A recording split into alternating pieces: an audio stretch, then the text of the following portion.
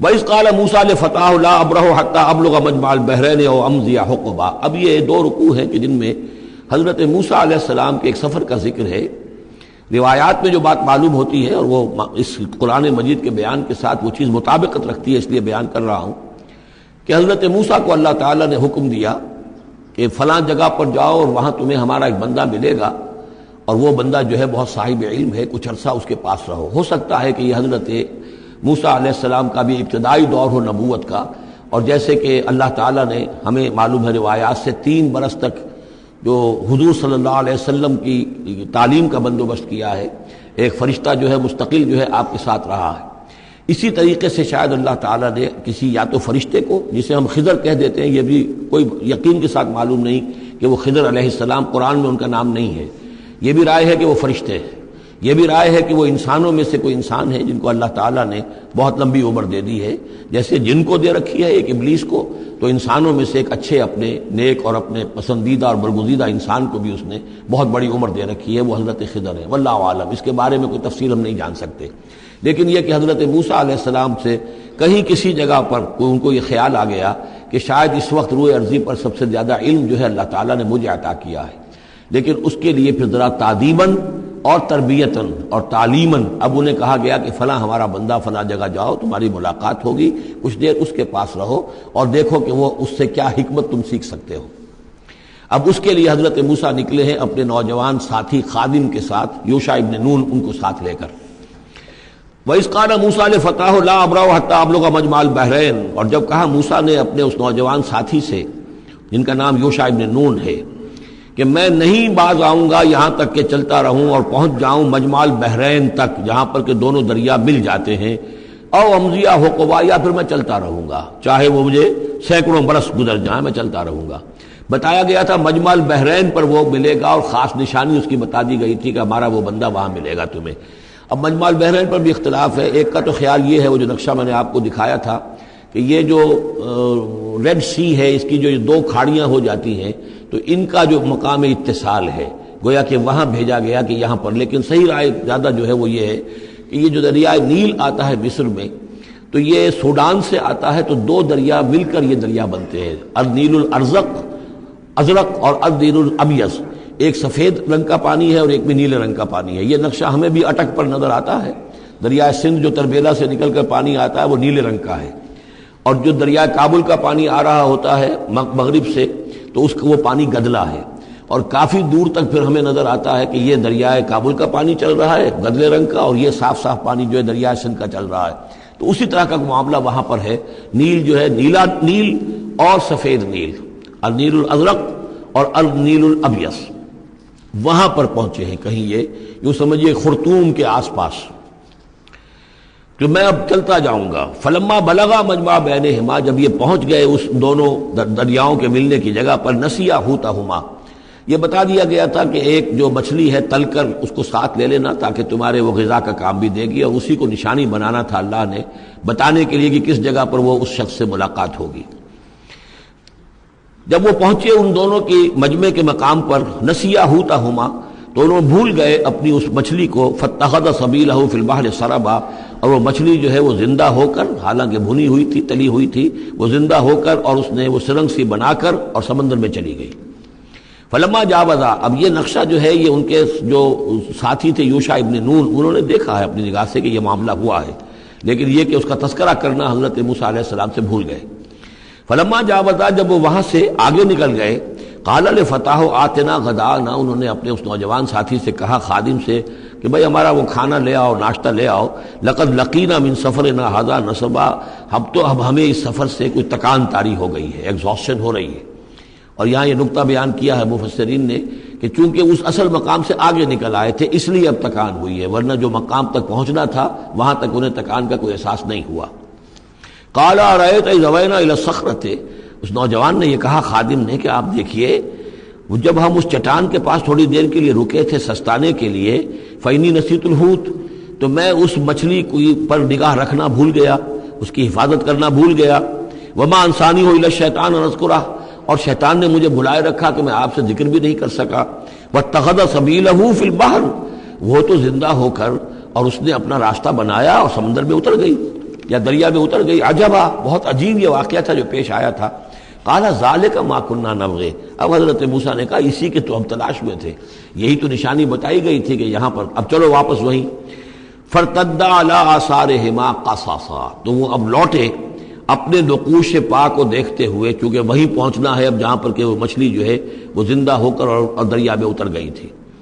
فوجد عبدا من عبادنا، اب جو وہاں پہنچے تو پایا ہمارے بندوں میں سے ایک خاص بندے کو. آتیناہ رحمتا من عندنا، ہم نے اسے رحمت عطا کی تھی خاص اپنے پاس سے. وعلمناہ من لدنا علما، اور اسے علم سکھایا تھا خاص اپنے پاس سے. یہ علم لدنی ایک اصطلاح ہے جو یہیں سے لفظ اخذ کیا گیا ہے. ایک علم وہ ہے جو ہم سیکھتے ہیں، جو بھی پڑھتے ہیں سیکھتے ہیں، تفسیر پڑھی ہے، عربی پڑھی ہے، نحو پڑھی ہے، فقہ پڑھی ہے، یہ علم حاصل ہو رہا ہے، یا جیوگرافی پڑھی ہے، تاریخ پڑھی ہے. ایک وہ علم ہے جو اللہ کسی کے دل میں ڈال دیتا ہے بغیر کسی مادی طور پر دنیاوی اعتبار سے کسی تحصیل علم کی مشقت سے گزرے ہوئے. اس کو علم لدنی کہتے ہیں. لدن کہتے ہیں نزدیک، لدن اللہ، لدنی ہم نے اپنے پاس سے، اپنے خاص خزانہ فضل سے، خاص خزانہ فیض سے اسے علم عطا کیا تھا. ہم نے اسے رحمت بھی دی تھی. آتیناہ رحمتا من عندنا وعلمناہ من لدنا علما. قال لہ موسیٰ، ان سے کہا موسیٰ نے، هل اتبعک، اگر آپ اجازت دیں تو میں کچھ عرصہ آپ کے ساتھ رہوں، علی ان تعلمنی مما علمت رشدا، لیکن اس لیے اس شرط کے ساتھ کہ آپ مجھے بھی سکھائیں کچھ جو آپ کو علم دیا گیا ہے اور جو بڑی سعادت مجھے اللہ نے بتایا ہے کہ آپ کو اللہ نے بڑا عقل، بڑی سمجھ بوجھ اور بڑی حکمت عطا کی ہے. قال انک لن تستطیع معی صبرا، انہوں نے کہا کہ دیکھو تم میرے ساتھ رہ کر صبر نہیں کر سکو گے. وَكَيْفَ تَصْبِرُ عَلَىٰ مَا لَمْ تُحِطْ بِهِ خُبْرًا، اور کیسے صبر کرو گے اس چیز پر کہ جس کا کہ علم تمہارے پاس نہیں ہے، جس کا تم نے احاطہ نہیں کیا ہے. تمہیں تو بات بڑی غلط لگے گی، عجیب سی لگے گی. قَالَ سَتَجِدُنِي إِن شَاءَ اللَّهُ صَابِرًا، حضرت موسیٰ نے کہا کہ نہیں، انشاءاللہ آپ مجھے صابر پائیں گے، میں صبر کروں گا. وَلَا أَعْصِي لَكَ أَمْرًا، اور میں آپ کی کسی حکم کی خلاف ورزی نہیں کروں گا. اب دیکھیے یہاں انشاءاللہ صبر کے ساتھ تو آ گیا، ولا عاصی لک امرا، آپ کے حکم کی خلاف ورزی نہیں کروں گا. یہاں انشاءاللہ نہیں آیا ہے اور اسی میں خلاف ورزی ہو گئی. یعنی یہ کہ انہوں نے جو حکم دیا تھا پھر اس کی وہ پابندی نہیں کر پائے. ولا تقولن لشیء انی فاعل ذلک غدا، اس کے ساتھ اس کو جوڑ لیجئے جو ہم پڑھا ہے اسی صورت میں. حضور سے کہا گیا تھا کبھی نہ یہ کہیے گا. یہاں بھی کہتے ہیں انشاءاللہ میں کوشش کروں گا، انشاءاللہ اللہ تعالیٰ کے فضل و کرم سے میں آپ کے حکم کی خلاف ورزی نہیں کروں گا. قال فإن اتبعتنی، اب یہ حکم ہے ان کا. انہوں نے کہا کہ اگر تم میرے ساتھ چلنا چاہتے ہو، رہنا چاہتے ہو، فلا تسألنی عن شیء، تو کسی چیز کے بارے میں مجھ سے خود مت پوچھنا. حتی احدث لک منہ ذکرا، یہاں تک کہ میں خود اس کے بارے میں کوئی تذکرہ کروں. بس دیکھتے جاؤ جو بھی میرے ساتھ ہو رہا ہے، دیکھتے رہو، آبزرو کرو، چپ رہو، خاموش رہو. میں جب مناسب سمجھوں گا جو اصل حکمت ہے ان چیزوں کی کہ جو تمہارے مشاہدے میں آئیں گی وہ میں تمہیں بتا دوں گا، لیکن تم مجھ سے سوال نہیں کرو گے. فانطلقا، اب وہ دونوں چلے، گویا کہ حضرت موسیٰ نے وہ بات مان لی. حتی اذا رکبا فی السفینۃ، یہاں تک کہ جب وہ دونوں سوار ہوئے کشتی میں. خرقہا، اب ان صاحب نے، یہ جو صاحب موسیٰ انہیں کہیں یا حضرت خضر کہیں، انہوں نے کشتی کا ایک تختہ اکھاڑ دیا. قال خرقتہا لتغرق اہلہا، اب حضرت موسیٰ علیہ السلام کہاں خاموش رہنے والے تھے. اتنا غلط کام کر رہے ہو تم، ساری کشتی کو ڈبونا چاہتے ہو. کیا تم نے توڑ ڈالا ہے، پھاڑ دیا ہے اس کشتی کو تاکہ غرق کر دو اس کے اندر جو سوار ہیں ان سب کو. لقد جئت شیئا امرا، یہ تو آپ نے ایک بہت غلط کام کیا، بہت بھاری ایک جرم ہے جو آپ سے سرزد ہوا ہے. قال الم اقل انک لن تستطیع معی صبرا، انہوں نے کہا کیا میں نے نہیں کہا تھا کہ تم میرے ساتھ صبر نہیں کر سکو گے. تو اصل بات سمجھ لیجئے وہ کیا ہے کہ دنیا میں جو ظاہر میں کوئی عمل ہو رہا ہوتا ہے ہم اس کو دیکھتے ہیں،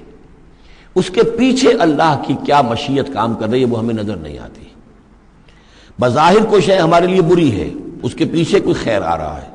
ہم اس بری چیز کو برا سمجھ کر اور وہ ہم جو ہے نالا و شیون کا معاملہ اختیار کر لیتے ہیں. عسیٰ ان تکرہوا شیئا وہو خیر لکم وعسیٰ ان تحبوا شیئا وہو شر لکم واللہ یعلم وانتم لا تعلمون. یہ ہے اصل میں وہ بات کہ جو سورہ بقرہ میں ہم نے پڑھی تھی. ہو سکتا ہے تم کسی چیز کو برا سمجھو جبکہ حقیقت میں وہ تمہارے لیے بہتر ہو،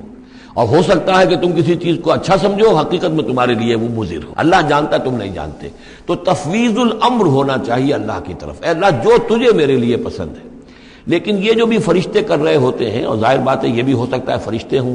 یا اولیاء اللہ میں سے کسی کی روح ہے، تو جیسا کہ شاہ ولی اللہ کا قول میں نے آپ کو سنایا ہے کہ وہ بھی ملائکہ کے طبقہ اسفل میں شامل ہو جاتے ہیں اور وہی اللہ تعالیٰ کے احکام کی جو ہے تنفیذ کرتے ہیں۔ تو یہ شرعی احکام نہیں ہے، یہ تکوینی احکام ہے۔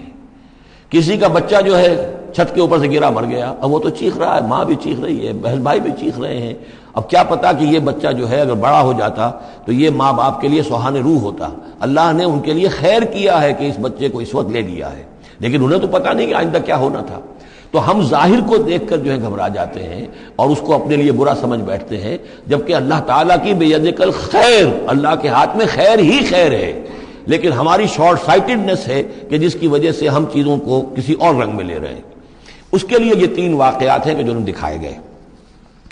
قال لا تؤاخذنی بما نسیت ولا ترهقنی من امری عسرا، تو انہوں نے کہا، حضرت موسیٰ نے عرض کیا لا تؤاخذنی بما نسیت، مجھ سے مواخذہ نہ کیجئے اس پر کہ میں بھول گیا کہ میں نے آپ سے وعدہ کیا تھا کہ میں آپ سے کوئی سوال نہیں کروں گا، ولا ترهقنی من امری عسرا، اور نہ دباؤ ڈالیے مجھ پر میرے معاملے میں کچھ زیادہ سختی نہ کیجئے، ایسا نہ ہو کہ ایک ہی دفعہ کی میری اس غلطی کے اوپر کہتے ہیں جاؤ اب یہاں سے، بلکہ ذرا یہ نرمی کیجئے۔ فانطلقا، اب پھر چلے دونوں، حتی اذا لقیا غلاما قتلہ، جب ایک نوجوان سے ملاقات ہوئی اس نے قتل کر دیا اس کو، حضرت خضر نے۔ قالا قتلت نفسا زکیۃ بغیر نفس، حضرت موسیٰ علیہ السلام پھر بولے یہ کیا کیا آپ نے؟ ایک بے گناہ جان کو آپ نے قتل کر دیا اس کے بغیر کہ اس نے کسی کا خون بہایا ہو۔ لقد جئت شیئا نکرا، یہ تو آپ نے بہت ہی نامعقول حرکت کی ہے۔ قال الم اقل انک لن تستطیع صبرا، نے بھی ذرا ڈانٹ کے انداز میں کہا الم اقل لک، کیا میں نے نہیں کہا تھا تم سے کہ تم میرے ساتھ صبر نہیں کر سکو گے؟ قال ان سألتک عن شیء بعدها فلا تصاحبنی، حضرت موسیٰ نے عرض کیا کہ اچھا ٹھیک ہے، اب اگر تیسری مرتبہ مجھ سے غلطی ہو جائے، دوسری مرتبہ اور مجھے معافی دے دیں، اگر اب میں اس کے بعد کوئی آپ سے سوال کروں تو پھر ٹھیک ہے، آپ مجھے اپنے ساتھ نہ رکھیے گا، فلا تصاحبنی، پھر یہ کہ میں اپنا راستہ لے لوں گا۔ قد بلغت من لدنی عذرا، میری جانب سے آپ نے جو ہے حجت قائم کر دی ہے اور آپ عذر جو ہے اب آپ کر سکتے ہیں کہ آپ مجھے اپنے ساتھ نہ رکھیں، یعنی خطا میری ہے۔ فانطلقا، پھر چلے، حتی اذا اتیا اہل قریۃ استطعما اہلہا، اور جب یہاں تک کہ وہ پہنچے ایک بستی والوں کے پاس، وہاں انہوں نے ان سے چاہا کہ وہ انہیں کھانا کھلائیں، مسافر جیسے ہوتے ہیں کہ بھائی ہم لوگ آئے ہیں، مسافر ہیں، آپ کی بستی میں آئے ہیں تو ہمیں کھانا کھلائیے۔ فابوا ان یضیفوہما، تو وہاں کی بستی والوں نے، وہ ایسے کچھ کٹھور اور شقی لوگ تھے، انکار کر دیا ان کی ضیافت سے، انہیں کچھ کھانے کو نہیں دیا۔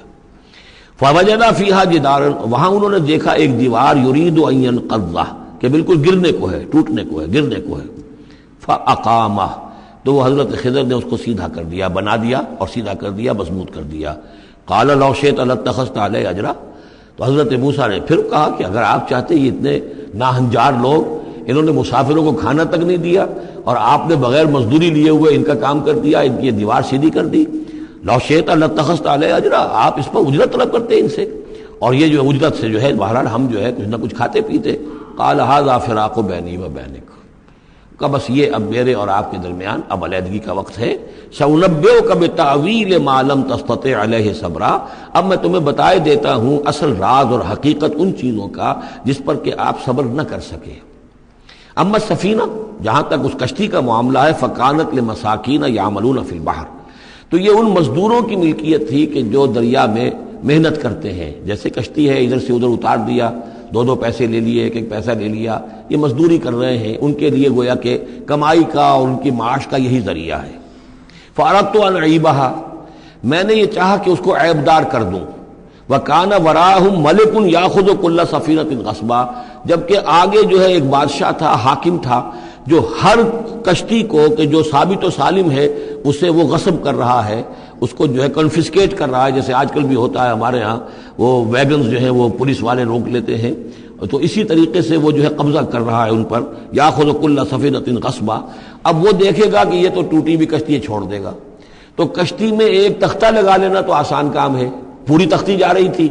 تو میں نے ایک تختہ جو ان کا جو ہے توڑ دیا ہے تاکہ اسے ناقص سمجھ کر وہ بادشاہ جو ہے اسے ریجیکٹ کر دے اور اس کشتی کو نہ لے، تو ان مزدوروں کی پوری کشتی بچ جائے۔ ایک تختہ توڑنے سے تختی بچتی ہے، اور یہ سالم رہتی تختی تو پوری کشتی جا رہی تھی۔ تو میں نے ان کی خیر کے لیے کیا ہے، جس کو تم نے یہ سمجھا کہ شاید میں لوگوں کو ہلاک کرنے کے لیے میں نے یہ قدم اٹھایا ہے۔ وَأَمَّا الْغُلَامُ، اور جہاں تک اس لڑکے کا معاملہ ہے، نوجوان کا، فَكَانَ أَبَوَاهُ مُؤْمِنَيْنِ، اس کے والدین بڑے نیک اور صالح ہیں، والدین دونوں کے دونوں، فَخَشِينَا أَن يُرْهِقَهُمَا طُغْيَانًا وَكُفْرًا،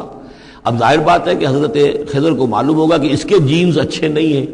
بڑے شرارتی قسم کے جین اس کے اندر ہیں، اور یہ جب جوان ہوگا تو یہ آوارہ ہو کر اٹھے گا اور بہت سخت ہوگا اور اپنے والدین کے لیے سوہان روح بن جائے گا، یرہقہما طغیانا و کفرا، ناشکری اور زبردستی کر کے ان کو عاجز کرے گا، ستائے گا۔ فَأَرَدْنَا يُبْدِلَهُمَا رَبُّهُمَا خَيْرًا مِّنْهُ زَكَاةً وَأَقْرَبَ رُحْمًا، تو ہم نے یہ چاہا کہ ان کا رب ان کے لیے بدل دے، اس سے بہتر اولاد اسے دے، بیٹا دے دے کہ جو اس کے لیے پاکیزگی میں بھی اور شفقت اور رحمت میں بھی اس سے بہتر ہو، جو ان کے لیے بڑھاپے میں سہارا بن سکے۔ تو ہم نے صرف یہ کیا ہے کہ یہ بچہ جو ہے وہ یہ ساری چیزیں جو اللہ کے حکم سے میں کر رہا ہوں، یہ گویا کہ تکوینی امور ہیں جو ہو رہے ہیں، یہ تشریعی امور نہیں ہے، تم شریعت کے حوالے سے دیکھ رہے ہو اور میں یہ تکوینی معاملات کر رہا ہوں اللہ کے حکم کے مطابق۔ اور یہ در حقیقت رحمت ہے، جس کو کہ لوگوں نے یہ سمجھا ہوگا جن کا بچہ جو والدین کا فوت ہو گیا تو ان کے اوپر تو پہاڑ ٹوٹ پڑا ہوگا غم کا، لیکن اصل میں اللہ تعالیٰ نے یہ ان کے خیر کے لیے کیا۔ وَأَمَّا الْجِدَارُ، اور جہاں تک اس دیوار کا معاملہ ہے، فَكَانَ لِغُلَامَيْنِ يَتِيمَيْنِ فِي الْمَدِينَةِ، تو یہ دو غلام لڑکوں کی دیوار ہے جو شہر میں رہتے ہیں۔ وَكَانَ تَحْتَهُ كَنْزٌ لَهُمَا، اور اس دیوار کی جڑ میں ان کے لیے ایک دفینہ ہے۔ وَكَانَ أَبُوهُمَا صَالِحًا، اور ان کا باپ جو ہے وہ بہت نیک آدمی تھا، باپ نیک تھا، عین وہ جو سمجھئے کہ کسی جوانی میں یا کوئی وقت جو ہے وہ اس کی موت کا وقت آ گیا، بچے چھوٹے چھوٹے تھے، اس نے کچھ اپنی پونجی جو ہے گھر کے اندر ایک دیوار کی جڑ کے اندر بنیاد کے اندر دفن کر دی، یہ بڑے ہو جائیں بچے یہ نکال لیں۔ اب چونکہ وہ نیک تھا لہذا اللہ تعالیٰ کی طرف سے اس کا اہتمام ہو رہا ہے، دیوار اگر اس وقت گر گئی ہوتی تو یہ خزانہ ظاہر ہو جاتا، اور ابھی وہ بچے جو ہیں وہ چھوٹے ہیں، تو لہذا یہ لوگ جو ہیں بستی والے کتنے ناہنجار ہیں جنہوں نے ہمیں کھانے کو نہیں دیا ہے، وہ کیا یتیموں کے اس مال کا لحاظ کریں گے؟ وہ سارا کا سارا اس مال کو قبضہ کر لیں گے۔ تو میں نے وہ دیوار بنا دی ہے۔ کان ابوہما صالحا، ان کا باپ بہت نیک آدمی تھا۔ فاراد ربک یبلغا اشدہما، تو آپ کے رب کا یہ فیصلہ ہوا کہ یہ دونوں بچے جو ہیں اپنی پوری جوانی کو، پختگی کو، بلوغت کو پہنچ جائیں، ویستخرجا کنزہما، اور پھر وہ اپنا خزانہ نکال لیں۔ رحمتا من ربک، یہ تینوں امور آپ کے رب کی رحمت کا منظر ہے۔ بظاہر جو بھی نظر آ رہا ہے تو دنیا میں جو حالات و واقعات ہو رہے ہیں یہ حقیقت دنیا کے اعتبار سے ہم اس کے ظاہر کو دیکھتے ہیں، اور ظاہر کے حوالے سے ہی دل گرفتہ ہو گئے، رنجیدہ ہو گئے، نقصان ہو گیا، یہ ہو گیا، ہاں اے فلک پیر جواں تھا ابھی عارف، کیا تیرا بگڑتا جو نہ مرتا کوئی دن اور، مرثیوں پر مرثیے کہے جا رہے ہیں، یہ سب کچھ ہوتا ہے، لیکن یہ کہ یہ پتہ نہیں ہوتا کہ اللہ تعالیٰ کی طرف سے جو بھی ہے وہ خیر ہے، اسی میں بھلائی ہے۔ تو بندہ مومن کا کام کیا ہے؟ تفویض الامر الی اللہ، اپنے معاملات کو اللہ کے حوالے کر دے، راضی برضائے رب، جو اللہ کی طرف سے آیا کہ ہر ساقی ماریخت عین الطاف است، رحمتا من ربک، یہ سب کچھ رحمت تھا، رحمت ہے آپ کے رب کی طرف سے۔ وما فعلتہ عن امری، یہ میں نے اپنے جی سے نہیں کیا ہے، میرا فیصلہ نہیں ہے۔ یعنی یہ جو بھی تھے، چاہے فرشتے تھے اور چاہے کوئی نیک انسان ہے جنہیں اللہ نے بہت لمبی زندگی دے دی ہے، چاہے یہ کوئی روح ہے کہ جو انسانی شکل میں پھر آ گئی ہے، کہ جو اللہ تعالیٰ نے کسی ولی اللہ کی روح کو جو ہے وہ طویل زندگی دے رکھی ہے، کوئی بھی ہے، اس سے کوئی فرق واقع نہیں ہوتا، لیکن یہ کہ وہ در حقیقت کارکنان قضاء و قدر کی فوج میں ریکروٹ ہو گئے، وہ جو فیصلے کر رہے ہیں، جس کی تنفیذ کر رہے ہیں، اس کا شریعت سے تعلق نہیں ہے، وہ تکوینی امور ہے اللہ تعالیٰ کے۔ ذالک تعویل ما لم تستطع علیہ صبرا، یہ ہے تعویل، یہ ہے اصل حقیقت، یہ ہے اصل راز ان چیزوں کا جس پر کہ اے موسیٰ تم صبر نہ کر پائے۔